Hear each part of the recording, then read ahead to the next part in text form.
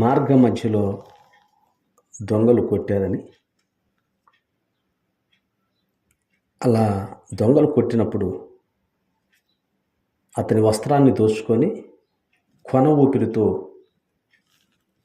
విడిచిపోయారని వాక్యాన్ని మనం ధ్యానం చేస్తున్నాం. ప్రియమైన బిడ్డలారా,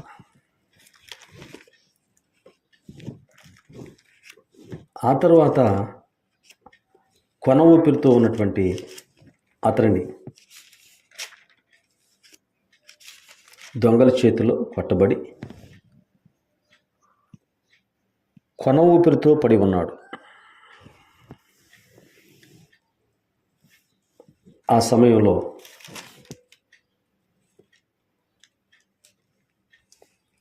అధ్యాయము 31 అప్పుడు ఒక యాజకుడు ఆ త్రోవను వెళ్ళుట తటస్థించెను. అతడు అతన్ని చూసి పక్కగా పోయాను. అలాగే 32 అలాగునే లేవీయుడొకడు ఆ చోటికి వచ్చి చూసి పక్కగా పోయాను. ఆ త్రోవలో కొన ఊపిరితో పడి ఉన్నటువంటి అతనిని యాజకుడు చూసి పక్కగా వెళ్ళిపోయాడు. రెండవది లేవీయులు చూసి పక్కగా వెళ్ళిపోయారు. విందామని ప్రియమైన బిడ్డలారా, లేవీయులు చూసి పక్కగా వెళ్ళిపోయారు. దీన్ని మనం వాక్య భాషలో మనం చూసినప్పుడు కొంచెం ఆనకిద్దామని ప్రియమైన బిడ్డలారా, దీన్ని వాక్య రూపంలో మనం పరిశీలన చేసినప్పుడు యాజకుడు, రెండవది లేవీయుడు, వారిద్దరూ చూసి వస్త్రం లేకుండా కొన ఊపిరితో పడి ఉన్నటువంటి ఆ మనిషిని చూసి ఇద్దరు మనుషులు పక్కగా వెళ్ళిపోయారు. యాజకుడు, లేవీయుడు. ఎవరు యాజకుడు, ఎవరు లేవీయుడు అనే మాటను మనం పరిశీలన చేసినప్పుడు నిర్గమాకాండం ప్రకారంగా, ధర్మశాస్త్రం ప్రకారంగా యాజకులు అంటే వాక్య ప్రకారంగా గ్రహించుకుందాం ప్రియమైన బిడ్డలారా, ప్రత్యక్ష గుడారంలో పనిచేసే వాళ్ళని మనం గ్రహించాలి. ప్రత్యక్ష గుడారం అంటే దేవుని ఆలయం అని అర్థం ప్రియమైన బిడ్డలారా, లేకపోతే దేవుని సన్నిధి అని అర్థం. ప్రత్యక్ష గుడారంలో పనిచేసేటువంటి, అర్చన చేసేటువంటి వాడు, లేకపోతే యాజకత్వాన్ని చేసేటువంటి వాడు అక్కడ బలులు అర్పించాలి, అక్కడ నైవేద్యం పెట్టాలి, అక్కడ దీపం వెలిగించాలి, అక్కడ ధూపం వేయాలి. ఇది యాజకుడు చేసేటువంటి పనులు. ఒక్క మాట మనం అర్థం చేసుకోవాలి. ఇక్కడ యాజకుడు ఎవరు అనే దానికోసం, ఒకటి యాజకుడు అక్కడ ప్రతిరోజు కూడా దీపం వెలిగించాలి. రెండోది యాజకుడు ప్రతిరోజు కూడా ధూపం వేయాలి. అంటే ధూపం అంటే సాంబ్రాణి వేయాలి. దేవునికి ఆ ధూపం వేస్తూ ఉంటారు. మూడోది దేవునికి నైవేద్యాన్ని కూడా అక్కడ పెట్టాలి, ఆ యొక్క గుడారంలో, అంటే ఆ దేవుని సన్నిధిలో. నాలుగోది అక్కడ బలి కూడా అర్పణ చేసేటువంటి వ్యక్తి అతడు యాజకుడు. ఇక లేవీయుడు ఎవరు అంటే అర్థం చేసుకుందామండి. ఇక లేవీయుడు ఎవరు అంటే ఇతడు కూడా ధర్మశాస్త్రం ప్రకారంగా దేవుని మందిరంలో పనిచేసేటువంటి, పరిచర్య చేసేటువంటి యాజకుడు. పరిచర్య, ఆ మందస్సాన్ని మోయటం, 10 ఆజ్ఞలు కలిగినటువంటి మందస్సాన్ని మోయటం, లేకపోతే ఆ గుడార పనులన్నీ కూడా చేయటం.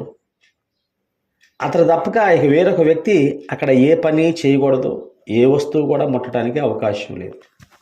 వీరిని లేవీయులు అంటారు. పాటలు పాడేది వాళ్ళే. మందిరంలో పాటలు పాడాలి అంటే ఎవరంటే లేవీయులు పాడాలి. మందిరం ఇంకొక చోట నిర్మించబడాలి అంటే దానికి కావలసిన సామానంతా వాళ్ళే మొయ్యాలి. ఆ మందిరానికి తెరలు కొట్టాలి అంటే ఆ తెరలు కూడా వాళ్ళే మొయ్యాలి, వాళ్ళే చేయాలి. ఇలాగా దేవుడు ఆ లేవీలను ఆ ప్రత్యక్ష గుడారం అనేటువంటి దానిలో పరిచర్య చేసేటువంటి వాడు. ఒకరేమో గుడారంలో సేవ చేసేవాళ్ళైతే రెండవ వ్యక్తి గుడారంలో పరిచర్య చేసేవాడు. అర్థమవుతుంది ప్రీతిని బిడ్డలారా? ఆ తేడా మనకు అర్థం కావాలి. యాజకులకి లేవీయులకు తేడా కొంచెం మన అర్థం కావాలి. వీళ్ళిద్దరూ కూడా ఎవరు నిర్ణయించారు వీళ్ళంటే ధర్మశాస్త్రము నిర్ణయించింది వీళ్ళని. ధర్మశాస్త్రము నిర్ణయించింది. ఎవరు నిర్ణయించింది? ఎక్కడ నిర్ణయించింది అంటే యాజకులను లేవీలను నిర్ణయించింది. దేనికి అంటే ఒకరు దేవుని యొక్క గుడారంలో దేవుని సన్నిధిలో ఆ నైవేద్యాలు దూపాలు ఆ యొక్క దీపాలు వెలిగించేదానికి ఒకరైతే ఇంకొక వ్యక్తి అక్కడ ఉన్నటువంటి ఆ మందిరం అంతా కూడా శుభ్రం చేసే విషయంలో కానీ అక్కడ ఉన్నటువంటి ఆ మందిరంలో ఏ వస్తువును కానీ లేకపోతే ఏ అవసరత కానీ చేయాలన్నా కూడా ఆ వ్యక్తి ద్వారానే చేయలేక వేరొక వ్యక్తి ఆడ ముట్టుకోవడానికి కానీ చేయటానికి కానీ మోసుకెళ్ళటానికి కానీ తీసుకెళ్ళటానికి కానీ అర్హత లేదు. అలాగా దేవుడు ధర్మశాస్త్రంలో మోషే కాలంలో ధర్మశాస్త్రం ఉంటే ఆ ధర్మశాస్త్ర ప్రకారంగా వాళ్ళని నిర్ణయించబడినటువంటి వారని మనం పరిశుద్ధ గ్రంథంలో మనం చూస్తాం. ప్రియమైన బిడ్డలారా, జాగ్రత్తగా ఆలకించండి. చాలా లోతైనటువంటి విషయాలు ఇవన్నీ కూడా. ఏమండి, ఆయన ఎవరో దోవలో పడి కొన ఊపిరితో ఉన్నాడు అనే దానికోసం ఈ శ్రేష్టమైన సంగతులు మనం చెప్పడం, పక్కగా పోయాను అనే దానికోసం త్రోవలో పడిపోయి ఉన్నాడు, కొన ఊపిరితో ఉన్నాడు. అటువంటి వ్యక్తిని చూసి ఈ యాజకుడు కానీ ఈ లేవీయుడు కానీ పక్కగా వెళ్ళిపోయారు. చూసి పక్కగా వెళ్ళిపోయారు. అర్థమవుతుందా ప్రియమైన బిడ్డలారా? కొంచెం అర్థం చేసుకోవడం ప్రయత్నం చేద్దామండి. స్వచ్ఛమైనటువంటిది లేఖనం సార్, ఇది సత్యవాక్యం. ఇది దైవ గ్రంథంలోంచి మనం పక్కకు తొలగిపోకుండా శ్రేష్టమైన సంగతులు ఇవన్నీ కూడా దేవుడు ఎంత చక్కగా రాయించాడు సార్. ఇప్పుడు కొన ఊపిరితో పడి ఉన్నవాడు ఎవడు అంటే మానవుడు. అర్థమవుతా ప్రీతిని పెట్టారా? మానవుడు సాతాను చేతిలో చిక్కి, అర్థమవుతలేదో, నీతి న్యాయం అనేటువంటి దాన్ని వాడు దోచుకొని చచ్చిపోయినటువంటి మనిషిలాగా ఈయన్ని త్రోవలో పడేసాడు, లోకంలో పడేసాడు సాతానుడు. అర్థమవుతుందా? ఎవడా మానవుడు అంటే దొంగల చేతిలో చిక్కినటువంటి వాడు. ఆ దొంగల చేతిలో చిక్కిన వాడు ఎవడంటే మానవుడు. మానవుడు అనేటువంటి వాడు నైతిక విలువలను పోగొట్టుకొని నీతిని నిజాయితీని పోగొట్టుకున్నాడు. అవి దొంగిలించబడ్డాయి. ఎవరి చేతిలో? సాతాను యొక్క చేతిలో. తను ధరించుకున్నటువంటి నీతిని, తను ధరించుకున్నటువంటి నిజాయితీని, మనిషి యొక్క నీతిని నిజాయితీని వాడు దొంగిలించాడు. అర్థమవుతలేదు ప్రియమైన బిడ్డలారా? ఇప్పుడు వాడి చేత కొట్టబడి దిక్కు లేక కొన ఊపిరితో చచ్చి ఉన్నాడు ఈ మానవుడు. ఇలాగా మనిషిని దేవుడు సృష్టిలో దేవుడు అలాగ సృష్టించిన తర్వాత ఇప్పుడు ఆ త్రోవలో పోయేటువంటి వాడు యాజకుడు, లేవీయుడు. ఈ యాజకుడు, ఈ లేవీయుడు వీరిద్దరూ దేనికి సాదృశ్యంగా ఉన్నారంటే, దేనికి వారు గుర్తుగా ఉన్నారంటే ధర్మశాస్త్రానికి వారిద్దరు కూడా యజమానులుగా ఉన్నారు. అర్థమవుతుంది ప్రీతి బిడ్డలారా? యాజకుడు, లేవీయుడు అనగా వారిద్దరు దేనికి గుర్తంటే ధర్మశాస్త్రానికి గుర్తోళ్ళు. ధర్మశాస్త్రం, ఈ ధర్మశాస్త్రం అనేటువంటిది కొంచెం ఆలోచించాలి ప్రీతి బిడ్డలారా. ధర్మశాస్త్రం అనేటువంటిది దేనికంటే ఆనాటి కాలంలో దేవుడు ఇచ్చింది. అది దేవుని మాట. దానిలో కొన్ని ఆచారాలు, దానిలో కొన్ని నియమాలు, దానిలో కొన్ని పద్ధతులు ఉన్నాయి. ఆనాటి కాలంలో గ్రహించుకుందాం ప్రియమైన బిడ్డలారా. ధర్మశాస్త్రము అనేటువంటిది మనకి ప్రాముఖ్యమైనటువంటిది ఏమిటంటే 10 ఆజ్ఞలు ధర్మశాస్త్రానికి సాదృశ్యం. ఇంకా ఉన్నటువంటి ఆది కాండం నుంచి ద్వితీయోపదేశ కాండం దాకా 5 కాండాలు, వాస్తవంగా అయితే 4 కాండాలే, కానీ 5 కాండాలుగా మనం చెబుతాం. ఈ కాండాలు ఏవి కూడా అర్థం కావాలి ప్రియమైన బిడ్డలారా. ఈ ఉన్నటువంటి ఆది కాండము, నిర్గమాకాండము, లేవీకాండము, సంఖ్యాకాండము, వీటన్నిటిలో కూడా, అలానే ద్వితీయోపదేశ కాండంలో ఈ 5 కాండాల్లో కూడా ధర్మశాస్త్రం అంతా కూడా రాయబడి ఉంది. అర్థమవుతుందా? అయితే ఈ లేవీయుడు, ఈ యాజకుడు అనేటువంటి వీరిరువురు కూడా ఆ ధర్మశాస్త్రానికి సాదృశ్యంగా ఉన్నారు. ధర్మశాస్త్రం ఏమి చెబుతుంది అంటే, వినాలి ప్రియమైన బిడ్డలారా, ఫలానా పని చేస్తే తప్పు అని చెబుతుంది. అబద్ధం ఆడొద్దు, అబద్ధం ఆడితే తప్పు అని చెబుతుంది. ధర్మశాస్త్రం ఏం చెబుతుందంటే, వ్యభిచరించొద్దు, వ్యభిచరించిస్తే శిక్ష, అది చేస్తే తప్పు, దానికి శిక్ష ఉన్నది.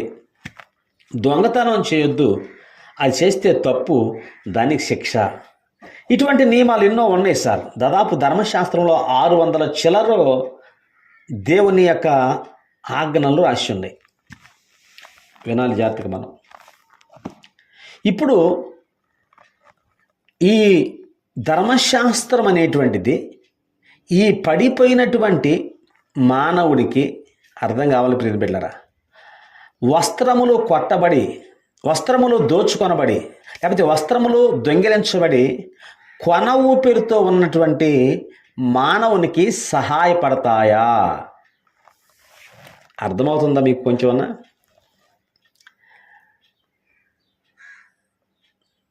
చాలా శ్రేష్టమైన మాటలు ప్రియమైన బిడ్డలారా. దేవుడు ఆలోచనకి తలంపులు ఏవి లేకపోతే అవి పుస్తకంలోనే మిగిలిపోతాయి. ప్రభు ఆత్మదేవుడు, ఆయన సమస్తము ఆలోచనకర్త, ఆయన యెహోవా ఆలోచనలో అవి చాలా శ్రేష్టమైనటువంటివి. దేవుని ఆలోచనలు చాలా శ్రేష్టమైనటువంటివి. దీనిలో ఉన్నటువంటి పరమార్థాన్ని గ్రహించుకునేటువంటి స్థాయికి మనం దేవుని పిల్లలుగా మనం ఎదగాలి ప్రియమైన బిడ్డలారా. ఇందులో ఎదుగుదల రావాలి మనకి. దేనిలో ఎదుగుదల రావాలి? దేవుని మాటలను గ్రహించుకునేటువంటి స్థాయికి ఎదగాలి. ఏదో ఉద్యోగంలో ఎదగాలని, ఆర్థికంగా ఎదగాలని, ఆస్తుల్లో ఎదగాలని, బలగంలో ఎదగాలని, అధికారంలో ఎదగాలని, శరీరరీతిగా 10 మంది మన చుట్టూ అనేటువంటి ఈ ఎదుగుదల కాదు. ఇది ఏ ఎదుగుదల అంటే దేవుని పిల్లలకు ఉండాల్సింది శరీరరీతిగా ఎదగటం కాదు. శరీరరీతిగా ఎంత ఎదిగినప్పటికీ కూడా అది ఉపయోగం లేదు. ఒకనాటికి అది వృధా జీవితమే. ఎటువంటి స్థితికి ఎదగాలంటే దేవుని లేఖనాలను, దేవుని యొక్క సామర్థ్యము కలిగినటువంటి లేఖనాలను గ్రహించగలిగేటువంటి ఆ స్థాయికి, అర్థం చేసుకునేటువంటి ఆ స్థాయికి మనం ఎదగాలి.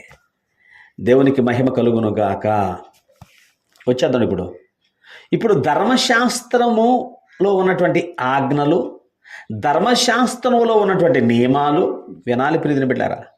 ధర్మశాస్త్రంలో ఉన్న నియమాలు, ధర్మశాస్త్రంలో ఉన్నటువంటి ఆజ్ఞలు కొన ఊపిరితో పడి చచ్చి ఉన్నటువంటి, సగం చచ్చినటువంటి, కొన ఊపిరితో చచ్చినటువంటి ఆ వ్యక్తికి జీవాన్ని కలుగు చేస్తాయా?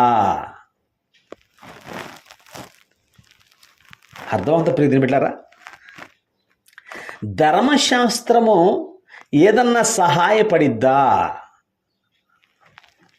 అర్థమవుతలేదు మీకు. వాడు కొన ఊపిరితో పడి ఉన్నాడు, దొంగల చేతిలో కొట్టబడి, వస్త్రములు దోచుకొని పోబడి ఆడ కొన ఊపిరితో పడి ఉన్నాడు. ఇలాంటి కొన ఊపిరితో పడి ఉన్న వాడికి ధర్మశాస్త్రము సహాయం చేస్తుందా?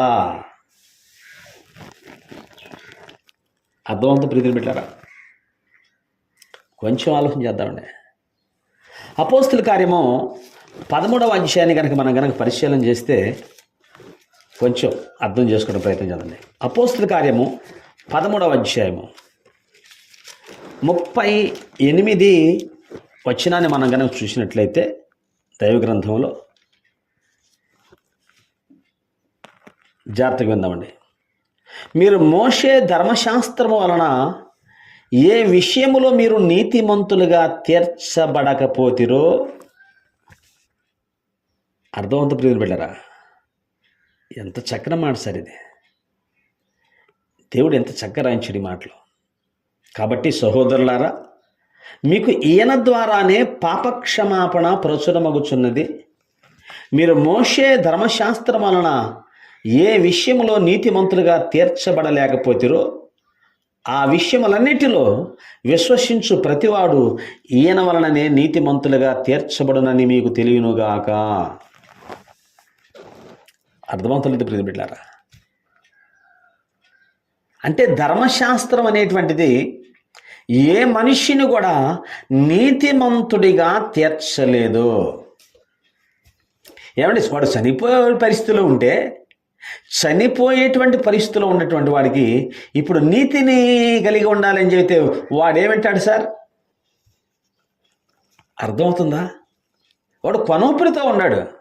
ఇప్పుడు ఈ కొనూపిరితో ఉన్నటువంటి ఇతనిని నువ్వు నీతిమంతుడిగా ఉండని చెప్పావనుకో, వాడు వింటాడా? ఏమండి, కొన ఊపిరితో ఉన్నటువంటి మానవుడు ఎలాంటి వాడంటే బ్రతికుండి చచ్చిన వాడని అర్థం ప్రియమిట్లారా.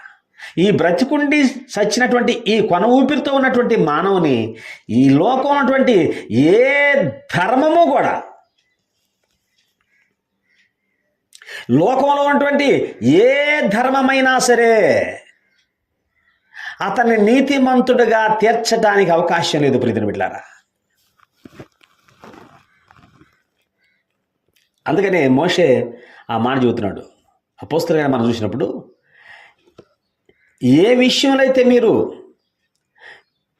ఏ ధర్మశాస్త్రము ద్వారా మీరు నీతిమంతులుగా తీర్చబడలేదో, ధర్మశాస్త్రము ద్వారా నీతిమంతులుగా తీర్చబడలేదో ఆ యొక్క నీతిని మీరు పొందాలి అంటే ఇదిగో ఈయన యందు మీరు విశ్వాసముంచబడాలి అన్నాడు.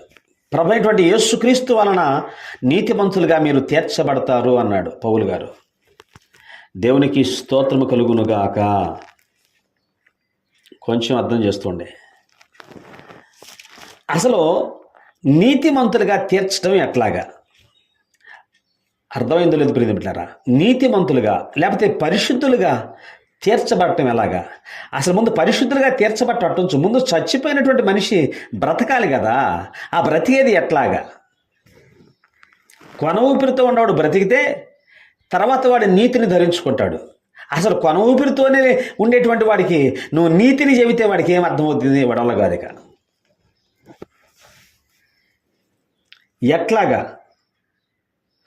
ఎట్లాగా ఇది జరుగుతుంది? ఇప్పుడు అర్థమైంది ప్రియమైన బిడ్డలారా. ధర్మశాస్త్రం ప్రకారంగా ఒక వ్యక్తికి ఎట్లాగా నీతి కలుగుతుంది, లేకపోతే ఒక వ్యక్తి ఎట్లాగా పరిశుద్ధుడు అవుతాడు అంటే ధర్మశాస్త్రం ఏం చెబుతుందో కొంచెం మనం వాక్యంలోకి రావాలి ప్రియమైన బిడ్డలారా. హెబ్రీ రాసిన పత్రిక మనం కనుక పరిశీలన చేసినట్టయితే సామాన్యంగా పాపక్షమాపణ ఎలా కలిగిద్ది అంటే, లేకపోతే నీతి అనేటువంటిది ఎలా కలిగిద్ది అంటే, లేకపోతే పరిశుద్ధత అనేటువంటిది కలగాలి అంటే వినాలి ప్రియమైన బిడ్డలారా. దైవగ్రంథంలో రాసినటువంటి ధర్మశాస్త్రం రాసినటువంటి మనం పరిశీలించినప్పుడు ఆనాటి కాలంలో, ఇప్పుడు ఇశ్రాయేలు యొక్క పరిపాలన కాలంలో ధర్మశాస్త్రం ప్రకారంగా అర్థం చేసుకునే ప్రియమైన బిడ్డలారా, ధర్మశాస్త్రం ప్రకారంగా మనం కొంచెం వాక్యం చూద్దాంలే. 10వ అధ్యాయం మనం పరిశీలన చేసినట్టయితే, ముందు 9వ అధ్యాయాన్ని మనం పరిశీలన చేసినట్టయితే 9వ అధ్యాయం రాసినటువంటి మాట ఏంటంటే, ధర్మశాస్త్రం ప్రకారంగా ప్రతి ఒక్క మనిషి యొక్క పాపము శుద్ధీకరణ చేయబడాలి అంటే బలి అర్పణ చేయాలని మనందరికీ తెలిసినటువంటి మాట. అది మనందరికీ ధర్మశాస్త్రం ప్రకారంగా సమస్తము కూడా రక్తము చేత శుద్ధి చేయబడాలి, రక్తము చిందించకుండా పాపక్షమాపణ కలగలేదని సామాన్యంగా మనం అది చెప్పొచ్చు అని రాసి ఉంది. అయితే ఆ రక్తం గురించి రాస్తూ, ఆ ధర్మశాస్త్రం బలుల గురించి రాస్తూ పరిశుద్ధ గ్రంథం రాసినటువంటి మాట ఏంటంటే, ఆ బలులు అర్పించుట చేత, ఏ బలులు? ఆ యొక్క ఎడ్ల బలులు కానీ, లేకపోతే మేకలు కానీ, ఈ యొక్క గొర్రెలు కానీ బలిచిరు అనమాట. ఆ బలులు అర్పించుట చేత ఏటేట పాపములు జ్ఞాపకం వచ్చున్నవి.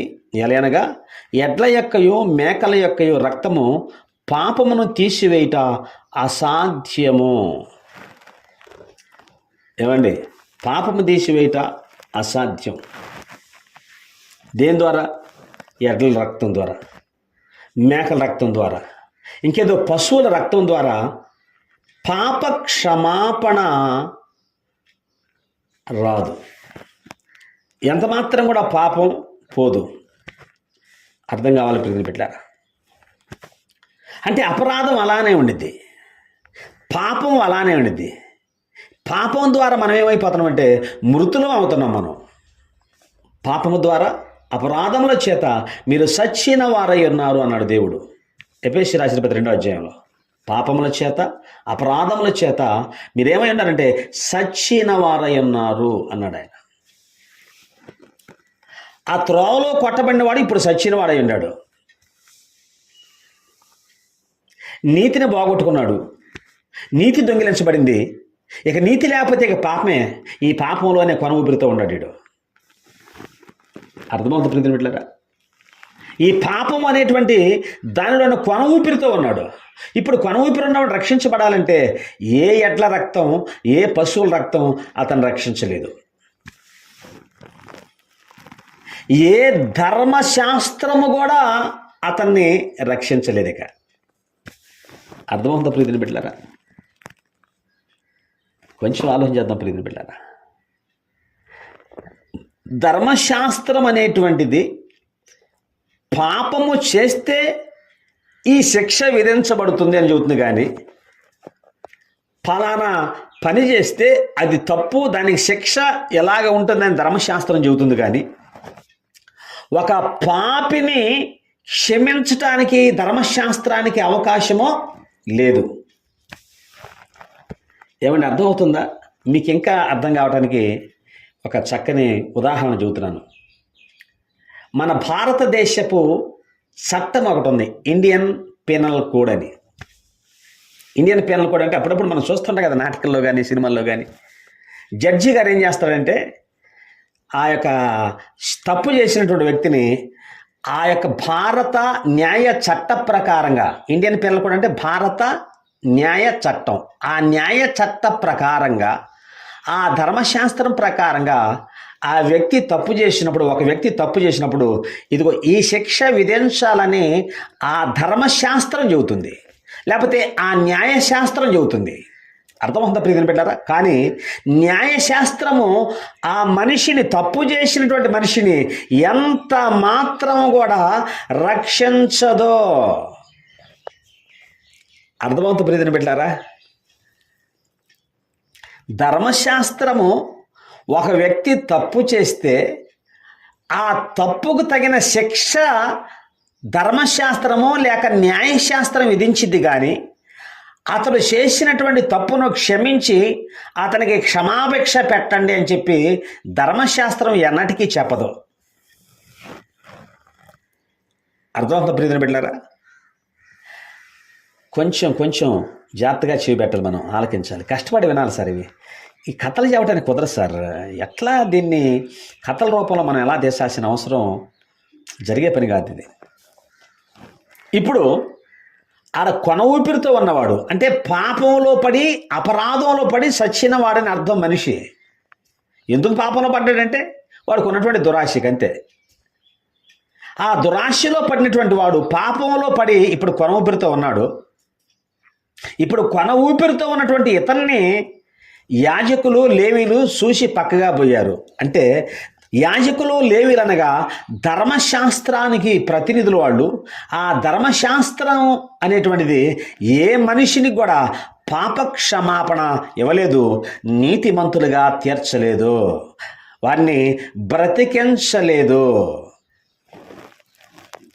అర్థమవుతుందా ప్రియమైన బిడ్డలారా? ఎడ్ల యొక్క రక్తం ద్వారా, అది ధర్మశాస్త్రం రాసినటువంటి ఆజ్ఞ. ఇంకొక చక్కని మాట రాశాడు సార్ అక్కడే. దైవ గ్రంథాన్ని మనం పరిశీలన చేసినట్టయితే, ధర్మశాస్త్రము ద్వారా, గలతీ రాసిన 2:16 కానీ, ధర్మశాస్త్రము ద్వారా ఎవరునూ నీతిమంతులుగా తీర్చలేరు. అర్థమవుతుందా? మరి ఇప్పుడు ఎట్లాగా? ఇప్పుడు కొన ఊపిరితో ఉన్నాడు వీడు, బ్రతికేది ఎట్లాగా? అర్థమైందా లేదో ప్రియదిన బిడ్డలారా? త్రోవలో కొట్టబడి, దొంగల చేతులు చిక్కబడి, వస్త్రం దోచుకొని ఈ పడిపోయినటువంటి వాడిని పట్టించుకునేది కాదు ధర్మశాస్త్రము. వాడిని బ్రతికించి లేపి సహాయపడేటువంటిది ధర్మశాస్త్రము కాదు. అర్థమైందా ప్రియదిన బిడ్డలారా? ఎంత చక్కగా రాశాడు సార్ ఈ దైవ గ్రంథంలో. ఆ సాదృశ్యం మనకు తెలియకపోతే, వాడోడు దొంగల చేతులు కొట్టబడ్డాడంట, వాడోడు చూసి పక్కకు పోయాడంట అనుకోవటం అంతే. మనం కూడా చూడండి, ఈనాడు ఒక అన్యాయం కళ్ళెదురుగా జరుగుతుంది అనుకోండి, చూసి ఏం చేస్తాం మనం? పక్కకు పోవటం మన పని. ఎవరైనా ఇద్దరు తగాద అనుకుంటున్నారు, ఆ ముందు తగాద గొడవ ఎవరో అది న్యాయంగా మాట్లాడాలి. వాస్తవం కదా? లోకంలో వచ్చినటువంటి పరిస్థితి ఏంటంటే, ఏమంటే ఎక్కడైనా కాదు, ఎక్కడైనా సరే లోకంలో ఉన్నటువంటి పరిస్థితి ఏంటంటే, ఎవరైనా ఇద్దరు తగాదాడుతుంటే ఆ తగాదాడేటువంటి వ్యక్తిని ఎవరు ఆపలేరు, కానీ యువతలో ఉన్నటువంటి వ్యక్తిని ఆయా నువ్వు మౌనంగా ఉండు, వాడిని పడుచుకోబోకట్ట మనం. వాస్తవం కదా? అర్థమైంది ప్రియదిన బిడ్డలారా మీకు ఈ మాటలు? తగాదాడుకుంటారు ఇద్దరు వ్యక్తులు, మనం వింటున్నాం, చెవులారి వింటున్నాం. మనం చెవులారి విని మనం ఏం చేస్తున్నాం? మెదలకుండా ఉంటున్నాం, అంటే పక్కగా ఉంటున్నాం మనం అంతే. అమ్మ ఎందుకు నువ్వు తప్పు మాట్లాడుతున్నావు అని ఆమెను అనలే మనం. మరి ఎవరిని మనం సమాధాయిస్తామంటే, ఆ గొడవకి సంబంధం లేనటువంటి ఆ మనిషిని మనం సమాధాయిస్తాం. అమ్మా నువ్వు మౌనంగా ఉండమ్మా, నువ్వు ఓర్చుకో తల్లి, అయ్యా నువ్వు ఓర్చుకయ్యా, ఇదిగో వాడితో గొడవ వద్దులేయ్యా, నువ్వు మెదలకుండా పోయా అంటే అనుకున్నాళ్ళయ్యా, వాడి కర్మను వాడే పోతాడు అని చెబుతాం. అంటే దాని అర్థం సార్, పక్కగా పోతాను అర్థమే కదా దాని అర్థం. అర్థమవుతా ప్రియదిన బిడ్డలారా? పక్కగా పోతున్నాం మనం. ఈనాడు సంఘం కూడా అలానే ఉంది ప్రియదిన బిడ్డలారా. దేవుని సంఘం, యేసుక్రీస్తు సంఘం, లేకపోతే దేవుని రక్తమిచ్చి సంపాదించుకున్నటువంటి సంఘం అన్నటువంటి మనం కూడా దేవుడు అనుగ్రహించినటువంటి దైవ గ్రంథంలో ఉన్నటువంటి దాన్ని మనం వదిలేసి పక్కగా మనం వెళ్ళిపోతున్నాం.